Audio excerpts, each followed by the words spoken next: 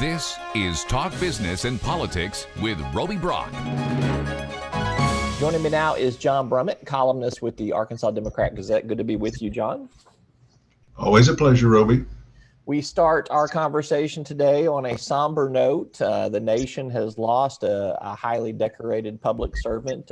Former General Colin Powell passed away at the age of 84. Apparently was COVID vaccinated, still had some complications from that. What are your reflections of Colin Powell? How do you think he's going to be remembered? I think he's going to be remembered quite favorably altogether, even though, like all human beings and people in the public eye, for as long as he was, you'll have moments or you'll have failings. Late 80s, I'm a young columnist, blowing and going for the Arkansas Gazette during the newspaper war, and that was back when Republicans could stand me a little bit, and I got invited among a group of regional reporters to the White House for a day of briefings from White House officials and lunch with Reagan himself. And the morning program was on security issues by Powell, of whom I knew nothing at that point, came in with all the regalia and was incredibly impressive, but I took him for a fairly standard, smart and accomplished, but fairly standard Reagan military conservative. As you know, over the years, he became more than that, partly because he was not always that, and partly because conservatism moved rightward and left him behind. He had, but he did basically conservative things. He resisted, as chairman of the Joint Chiefs, he resisted the new President Bill Clinton's Gays in the Military initiative.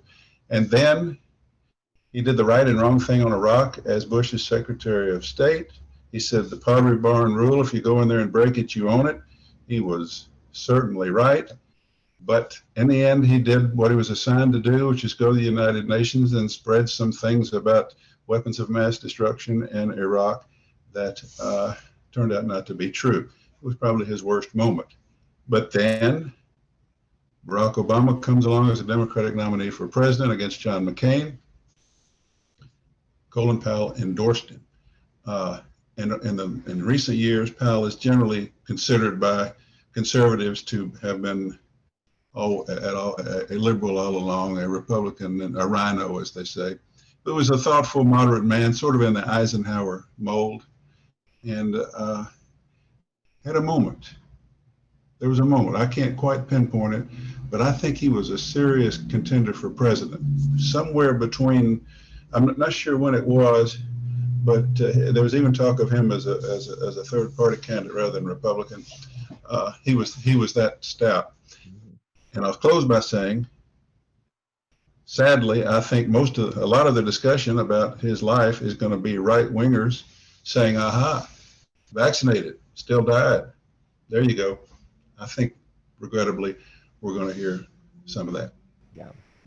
All right. You had a recent column called On a Weird Wednesday, where you note that the governor let two different measures go into law without his signature. One dealt with vaccine mandates. The other dealt with the congressional maps. What's weird about that, John?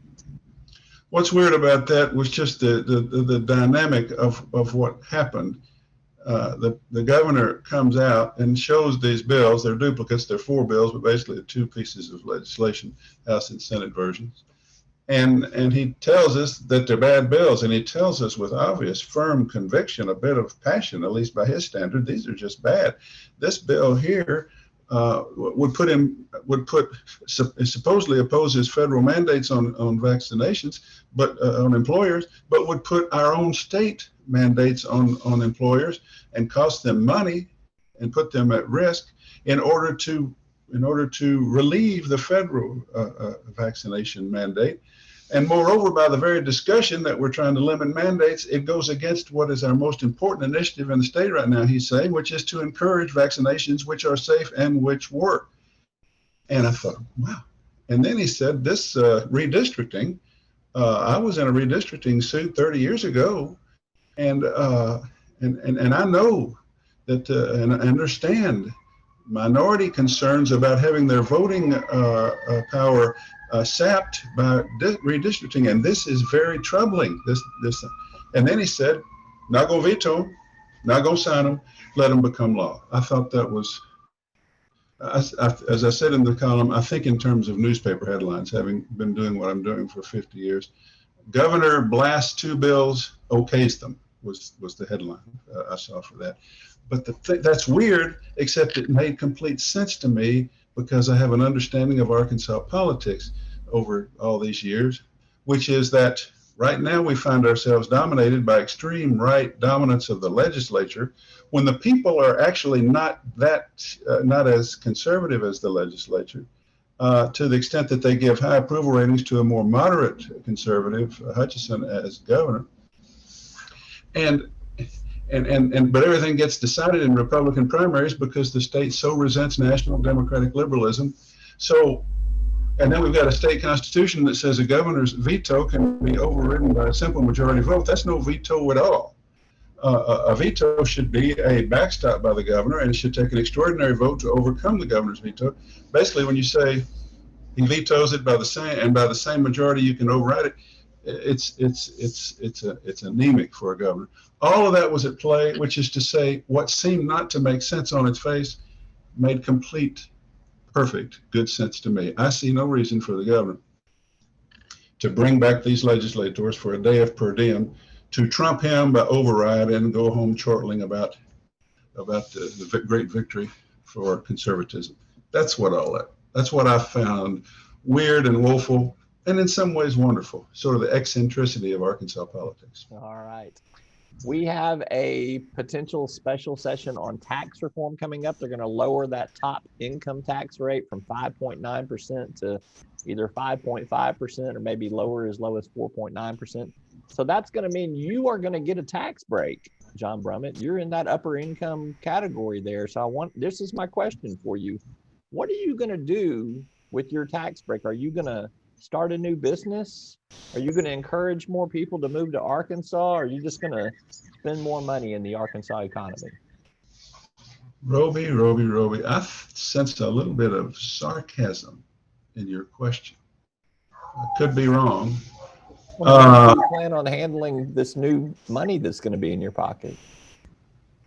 If I'm lucky, I will put it in the bank and look at my balances online for a while and not do anything with it. I think that's the smart way to go, particularly when you're my age and you're thinking about retirement.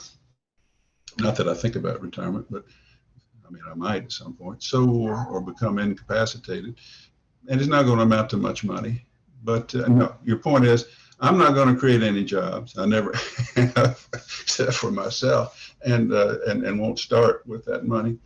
And I don't especially need it, but I'll take it, I guess. You know, this session is not a done deal.